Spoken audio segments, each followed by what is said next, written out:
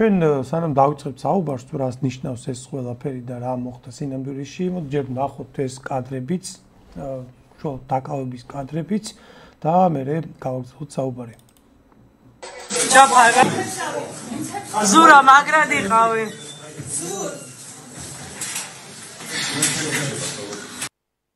ნუ მოგრეთ ეს მოხდა მცირე ხნის წინათ. მე რა თქმა უნდა იქ იყო ხმაური, ხა არ ვიცი ამ წუთებშიც არიან თუ არა. დილიდანვე, უბრალოდ შუა დღიდანვე, როცა პროცესი დაიწყო, უკვე იყო იქ მობილიზებული სამართალდამცველების საკმაოდ ასე ვთქვათ, ბევრი სამართალდამცველი.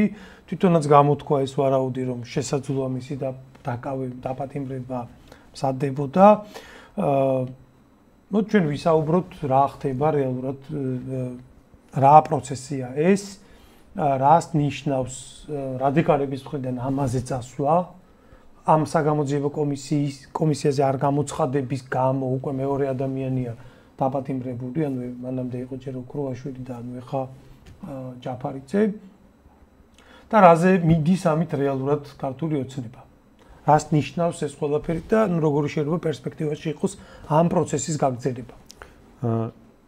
ხო, ეგ მნიშვნელოვანი საკითხია, რომ გარკვეული ანუ ზოგიერთი ოპოზიციონერმა გირაო გადაიხადა, მაგ გზით წავიდა და შესაბამისად მათი დაკავება არ მოხდა, იმიტომ რომ ჩვეულებრივად აირიდეს თავიდან ყველაფერი. ზოგი საერთოდ გამოცხადდა პროცესი. ზოგი გამოცხადდა, ზოგმა გირაო გადაიხადა, აირიდა ეს ყველაფერი, დაძაბულობა აირიდა თავიდან.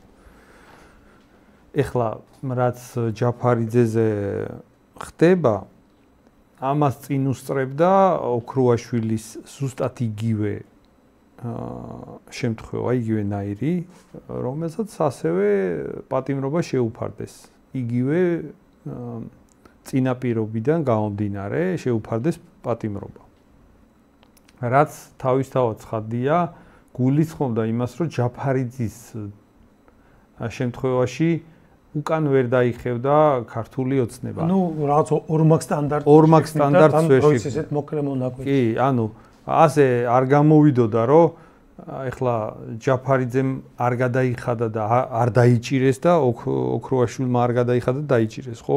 ცუდად გამოჩნდებოდა, ვიღაცას გაუკაჩეს, ვიღაცას ვერ გაუკაჩეს. კი, ეგრე გამოჩნდებოდა და წინასწარ გასაგები იყო, რომ იგივე წინა პირობა თუ შეიქმნებოდა, ამასაც დაიჭერდნენ. ეგ იყო წინასწარ ლოგიკურად გასაგები და ეგ სინამდვილეში ოპოზიციამაც იცოდა, იქიდან გამომდინარე ჩანს ეს ყველაფერი, რომ მობილიზებული იყო აქციაც და საერთოდ განცხადებებიც წინასწარ აჟღერებდნენ მართლა, რომ დაკავებას ელოდებიან ისინი და ნუ მოსალოდნელი იყო მართლა, იმიტომ რომ სხვა ეგეთივე შემთხვევაზე უკვე დააკავეს ადამიანი, ხო?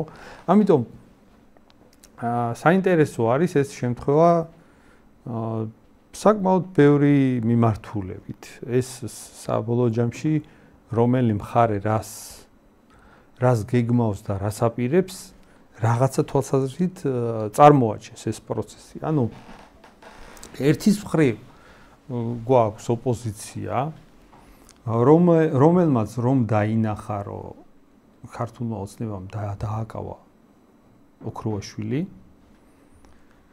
მაგის ფონზე დაიწყო იგივე გზას გაყოლა, რაც ოქროაშვილმა გააკეთა, ანუ აღარ იხდის, არ გადაიხადა ჯაფარიძემ გირაო და შეეფარდა ეხლა პატიმრობა და ნუ ეს ეხლა მათი ფლანგისთვის, რა თქმა უნდა, რაღაც ქულები დაიწერა მაგ თვალსაზრისით, რომ ნუ ეხლა ციხეზე წავიდა რაღაც პროტესტის ფონზე, ხო? ამიტომ ოპოზიცია ფაქტია, რომ მაგ დაძაბულობაზე მიდის ბოლომდე. ოპოზიცია ფაქტია, რომ იმ გზას არ ირჩევს, რომ გირაოები გადაიხადოს, ნაკლებად დაძაბოს, მოერიდოს საერთოდ დაძაბულობას, უფრო ირჩევს იმ გზას, რომ რაღაც სასწიხოდ გაიხადოს თავი თან მით უმეტეს ეს ყველას უნდა ესმოდეს. ეს არ არის რაღაც ისეთი პატიმრობა, რომლებიც წლობით პატიმრობას გულისხმობს. აქ მაქსიმუმ 1 წლამდეა საუბარი. მაქსიმუმ 1 წლამდეა საუბარი და ეხლა ქართული ოცნებას თუ ვიცნობთ ჩვენ, მე რატოღაც ეჭვი მაქვს, რომ გაცილებით უფრო ადრე გამოუშვებენ ესენი ამათ. ამიტომ სხვათა შორის საინტერესო არის რა, მე მინდა გაგახსენო, როგორ მოხდა თავის დროზე მედიას დაკავება. უკიდურესად ეგ არ უნდოდა ოცნებას. კი. უბრალოდ აი სხვა გზა მართლა არ დაუტოვეს. იო, მაშინაც ოპოზიცია. მე დაიჭირა, კაიხანი ეხვეწნენ, რომ გამოსულიყო და ეს არ გამოსულა. საერთოდ პრემიერ-მინისტრი გადადგა ქართული ოცნებას. პრემიერ-მინისტრი გადადგა, თუმცა მან თქვა, რომ გადადგომის მიზეზი ეგ არ იყო. გადადგომის მიზეზი იყო, რომ ისეთი ფორმით რო არ დავიჭირეთ. ეგ მერე. ხო, რა თქმა უნდა. მაგრამ ფაქტი ის არის, რომ მაშინ საკმაოდ დიდი უხერხულობა ჰქონდა ქართულ ოცნებას. დღეს მე მისმე ხარ ამდენი წელი გავიდა, ხო? დღეს როცა ვსაუბრობთ და ვიღაცებს ჯერათ რომ ოცნება გამოსწორდა, გაკონსერვატორდა, უფრო ძლიერი გახდა სხვა ხელისუფლება. დღეს აი ხო არ არის ისევ იგივე შტაბ-შტილება, რომ ოცნებას ისევ სხვა გზა არ დაუტოვეს, თორე არავის დაჭერა არ უნდოდა. კი, მე მგონი ეგრეა, იმიტომ რომ ეს რომ ყოფილიყო პირდაპირ ოცნების ინიციატივა, ანუ ამათი დაჭერა, ოცნების ინიციატივა რო ყოფილიყო, საერთოდ გირაოს კი არ შეუფარდებდა, პირდაპირ დაჭერას შეუფარდებდა. კი. ოცნება სინამდვილეში ეცადა, რომ არ დაეჭირა. ოცნება სინამდვილეში ეცადა, რომ და ამას რატო ცდილობს, ეგეც საინტერესოა. ოცნება ცდილობს დასავლეთთან დალაგებას. ხა, კი, მესმის რომ ვერ ახერხებს, მაგრამ ეგ სხვა თემაა, კიდე მაგაზე შემდეგში ვილაპარაკო, შემდეგ მოგვიანებით ვილაპარაკოთ უფრო დაწვრილებით, მაგრამ ზოგადად ოცნების გეგმა არის, რომ დასავლეთთან დალაგდეს. ამიტომ ნაკლებად ცდილობს რაღაცა ხისტი ნაბიჯების გადადგმას ხოლმე. ოპოზიცია კი ცდილობს მაქსიმალურად დაძაბვას, არალეგიტიმურად გამოცხადებას, აქციებზე რაღაც ისეთი ფორმების შექმნას, რომ ადამიანები დააკავონ და ასე შემდეგ. და ეგ თავისთავად ცხადია აზიანებს ქართულ ოცნებას ეგ პროცესი და მაგიტო აკეთებს ამას ამ ფორმით ოპოზიცია. ეხლანდელი აი ეს ნაბიჯი მე იმის ახსნას ვცდილობ, რომ ინიციატორი ამ ნაბიჯისა იყო ოპოზიცია. ანუ რა გაგებით ვამბობ? ისინი არიან შეტევის რეჟიმი. ხო, ანუ რა გაგებით ვამბობ ინიციატივა, ხა რა თქმა უნდა შეიძლება ვიღაცამ იფიქროს, რომ რას ლაპარაკობ, რანაირად არის ინიციატორი დაიჭირეს ადამიანები. აქ მე რაზე მაქვს ლაპარაკი? ანუ როცა შეეძლოთ თავიდან აერიდებინათ დაკავება, ხო? მაგრამ გააყვნენ მაინც იმ ხას, რომ ეს არის არალეგიტიმური სასამართლო, არალეგიტიმური საერთოდ დავა და ეს პროცესი და არ გამოცხადება და ან არ გადახდა, ეს არის დაძაბვის ინიციატივა, ხო? რაზეც ქართულმა ოცნებამ უპასუხა დაკავებით. ანუ ამის ორჯერ დაძაბა, ხო? ერთი რომ არ გამოცხადდა და რომ გამოცხადებული ხო არაფერი, მე რომ გირავ არ გადაიხადა. კი. და თვითონ გამოიწვია ხო ფაქტობრივად. კი და ამ პროცესით ზიანდება ქართული ოცნება. ქართულ ოცნებას ეხლა მე ვიცი რანაირად შეეცდება ქართული ოცნება ამის სათავისოდ შეფუთვას. ქართული ოცნება შეეცდება, რომ ისე გამოიყვანოს, რომ აი ხო ხედავთ ნაცებს ვამთავრ. ნუ ამის ასეთ შეფუთვას შეეცდება ქართული ოცნება. იმ ნაწილში ამომრჩევლისა, რომელზეც სინამდვილეში ქართული ოცნება დგას. ამიტომ ჩემი აზრით ეს პროცესი არის, ეს პროცესი ნიშნავს იმას, რომ ძალიან მნიშვნელოვანი აქ გავაცნობიეროთ ამისი სათავე და ამის ინიციატორი არ იყო პირდაპირ გაგებით ოცნება, იმ გაგებით, რომ აი დღეს მაგალითად ხალხი რომ მობილიზებული იყო, აქცია რომ მობილიზებული იყო და ყველასთვის რომ გასაგები იყო, რომ დაკავება მოყვებოდა მაგ მაგ რეჟიმს, მაგ სიტუაციას, მაგ ნაბიჯზე წავიდა ეს ზურა ჯაფარიძე, ხო? ამიტომ ეხლა სინამდვილეში საინტერესოა ქართული ოცნება ამას როგორი პრინციპით გამოიყენებს სათამაშოდ და რაღაც აზრები მაქვს და აი გავაჟღერებ. ქართული ოცნება საბოლოო ჯამში არის კუთხეში მიმწყდეული საერთაშორისო თვალსაზრისით, ანუ საგარეო პოლიტიკა ძალიან ჩავარდნა აქვს. დიპლომატიური ურთიერთობები არჩევნები არ უღიარეს. არ უღიარეს, ხო, არჩევნები და კუთხეშია მიმწყდეული. ქართული ოცნება ეხა შეეცდება, რომ შიდა აი ამ ოპოზიციას მუქარის ენითაც დაელაპარაკოს, ანუ შეაშინოს. ქართულ ოცნებას გარკვეული თვალსაზრისით უკან დასახევი გზა არ აქვს. ერთი რაღაცა უნდა ესმოდეს, საერთოდ მაყურებელს ხშირია ძალიან ასეთი შეხედულება, რომ აი ეს ნაციონალური მოძრაობა და ქართული ოცნება ყველა ერთია. ასეთი შეხედულება არის ხშირი ძალიან, რომ მათ შორის სინამდვილეში განსხვავება არ არის, ისინი შეთანხმებულები არიან და ასე შემდეგ. ეგ არ შეესაბამება სიმართლეს. სინამდვილე არის ის, რომ ის პროცესები, რასაც ჩვენ ხედავთ, ეს პროცესები განპირობებულია იქიდან, რომ ქართულ ოცნებას არ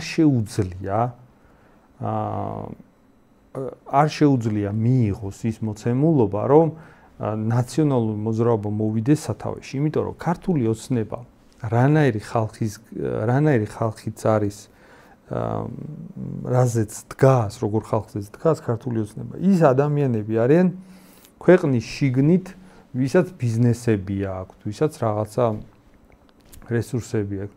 ნაციონალური მოძრაობის გამარჯვების შემთხვევაში ეგ ხალხი ყველა იქნება ჩავარდება საფრთხეში. და ეგ ადამიანები ყველა დაექვემდება ნაციონალური მოძრაობის მხრიდან იქნება მცდელობა წართმევის, ბიზნესების, ქონების და საერთოდ სერიოზული გადანაწილება დაიწყება ნაციონალური მოძრაობის მხარეს ქვეყნის შიგნით არსებული ბიზნესების, ხო? ამის ეშინიათ, ანუ ქართული ოცნება არის მიმწყდეული და უკან დასახევი გზა აღარ აქვს. შესაბამისად, ქართული ოცნება ახლა დაიწყებს ასეთი მიმართულებით წასვლას, რადგან ოპოზიცია ცდილობს გარედან ზეწოლას, ორგანიზებას, ოპოზიცია ცდილობს, რომ ასეთი სურათი შექმნას. ქართული ოცნება ერთპარტიულია. ქართული ოცნება ოპოზიციებს იჭერს. ქართული ოცნება მიტინგებს არბევს. და ქართული ოცნება ამერიკასთან ურთიერთობას ამერიკის საწინააღმდეგო პოლიტიკას ატარებს. ეს არის, რასაც ოპოზიცია ეცდება და ამ ფონზე დააორგანიზოს გარედან ზეწოლა, ანუ დააორგანიზოს ევროპიდან, ამერიკიდან ზეწოლა, სანქციები და ასე შემდეგ. ქართული ოცნება ამ ყველაფერს რა შეუძლია რომ დაუპირისპირდეს. ის რომ უშუალოდ ევროპის წარმომადგენლებთან, უშუალოდ ამერიკის წარმომადგენლებთან ვერ ახერხებს კავშირებს, ვერ ახერხებს საერთოდ მოლაპარაკებებს და ცალსახაა რომ ისინი მაინც ურთიერთობას იჭერენ ოპოზიციასთან.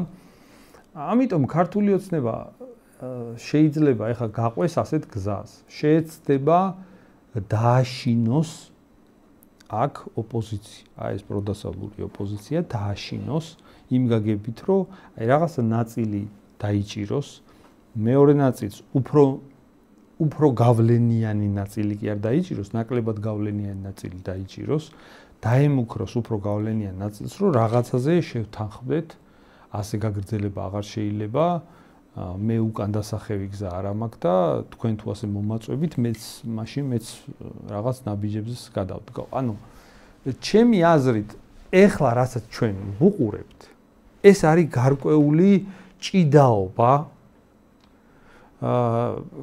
რეალური პროცესი, პოლიტიკური პროცესი, რომელიც სინამდვილეში რაღაც მოლაპარაკებებისკენ და რაღაც დათმობებისკენ უბიძგებს ერთმანეთს. ეს არის მაგისი პოლიტიკური პროცესი. ის რომ ქართული ოცნება ეცდება საქართველოში დააშინოს ოპოზიცია, რომ ოპოზიცია აიძულოს გარეთ არ ირბინოს და ქართული ოცნების საწინააღმდეგო განცხადებები არ აკეთებინოს, ანუ არ გაუფუჭოს საერთაშორისო დონეზე ქართულ ოცნებას საქმეები, მაგას უნდა ველოდოთ. ანუ ეს ნაბიჯები ჩემი აზრით მაგასაც გულისხმობს. ანუ ქართული ოცნებაც დგავს რაღაც ნაბიჯს. თლათ ისე არ არის, რომ ქართული ოცნება იძულებულია, მაგრამ აი რაღაცა საერთოდ არაფერი გეგმა არ ჩანს მათ ნაბიჯებში. ქართული ოცნების გეგმა ჩემი აზრით ეს არის, რადგან მათ უკან დასახევი გზა აღარ აქვთ. მათი ხედვა ჩემი აზრით არის ის, რომ უკან შეეცადონ დაახევინონ ოპოზიციას საერთაშორისო დონეზე აი ამ ურთიერთობების გაფუჭების კუთხით.